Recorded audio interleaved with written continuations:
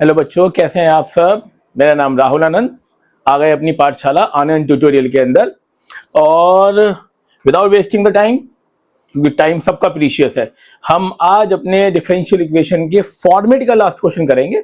हालांकि अभी क्वेश्चन में चैप्टर में बहुत कुछ है, नए नए क्वेश्चन इंपॉर्टेंट सीबीएसई बेस्ड में आगे डालता रहूंगा, लेकिन फिलहाल जो मेरा अभी सिलेबस चल रहा है वो कॉन्सेप्ट क्लियरेंस का चल रहा है। तो डिफरेंशियल इक्वेशन में हमने लास्ट वीडियो में पढ़ा इंटीग्रेटिंग फैक्टर, लेकिन जनरल सॉल्यूशन। अब आज की क्लास में हमारा क्या है, पर्टिकुलर सॉल्यूशन है। क्या है?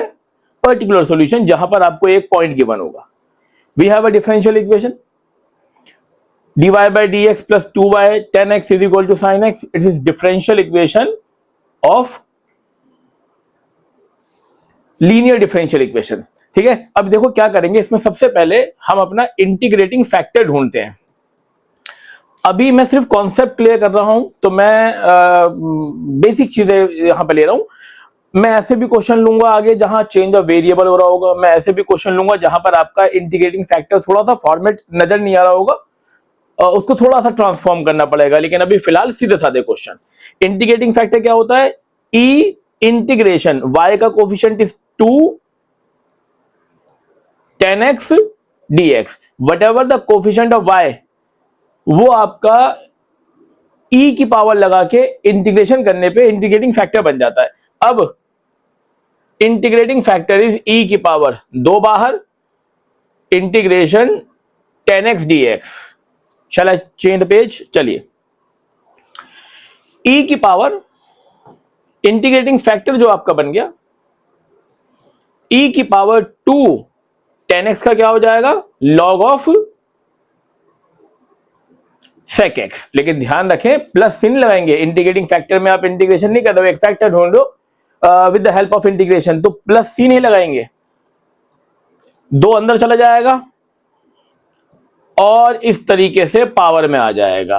क्लियर हुई ना बात? क्योंकि हमें यह बात पता है log m की power n is equal to n log m, तो हम इसे बाहर ले गए हैं और फिर बाहर से अंदर ले आए हैं। ठीक है ना जी। देखो यहां पे क्या था, बाहर, लेकिन यहां हम इसका रिवर्स कर रहे हैं, इसको ले जा रहे हैं अंदर।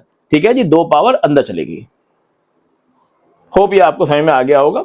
अब e की power log of any function, answer will be same function. e और log ये मान के चल लीजिए आपस में कैंसिलेशन कर देते हैं, हालांकि ये प्रॉपर्टी है, बट अभी फिलहाल इंटीग्रेटिंग फैक्टर में ये समझ लीजिए e to the power log of any function result to the same function. ये आ गया इंटीग्रेटिंग फैक्टर। अब आप क्या करेंगे?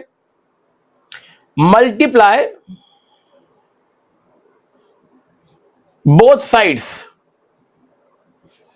Bye integrating factor, whatever the integrating factor, and then integrate. और इसके लिए मैंने आपको अपनी लास्ट वीडियो में बताया था कि ये प्रोडक्ट रूल का इनवर्स कंडीशन लग जाती है, रिवर्स कंडीशन लग जाती है। तो लेफ्ट साइड पे हमेशा मेरा आता है y इंटू इंटीग्रेटिंग फैक्टर।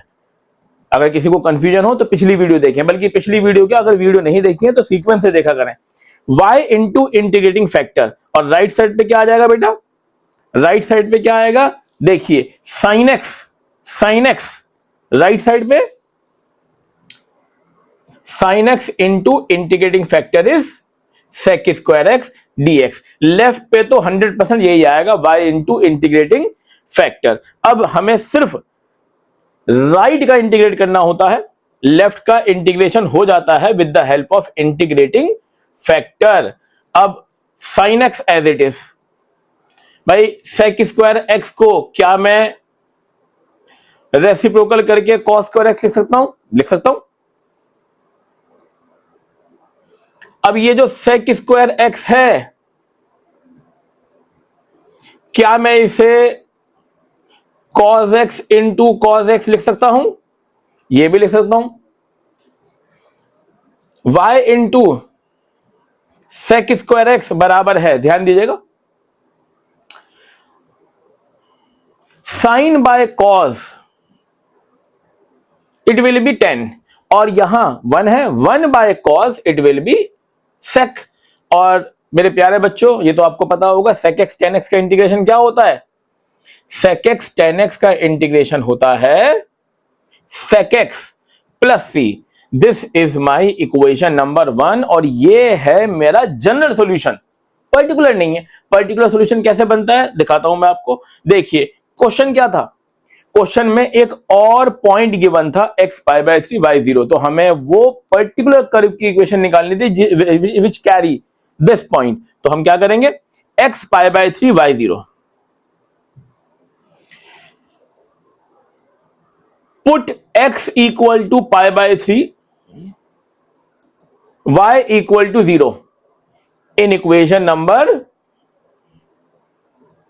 1।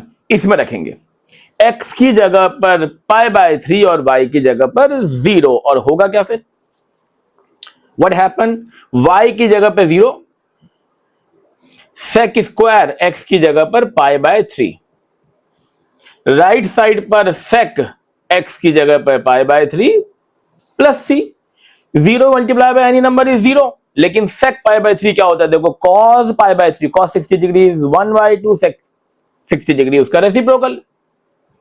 ये पुट करेंगे c की वैल्यू -2, कहां पुट करेंगे, पुट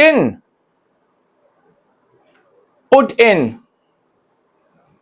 इक्वेशन नंबर 1। और आपका इक्वेशन नंबर 1 क्या है बेटा, आपकी इक्वेशन नंबर 1 क्या है, देखिए y into sec square x in is equal to sec x plus c की जगह पर,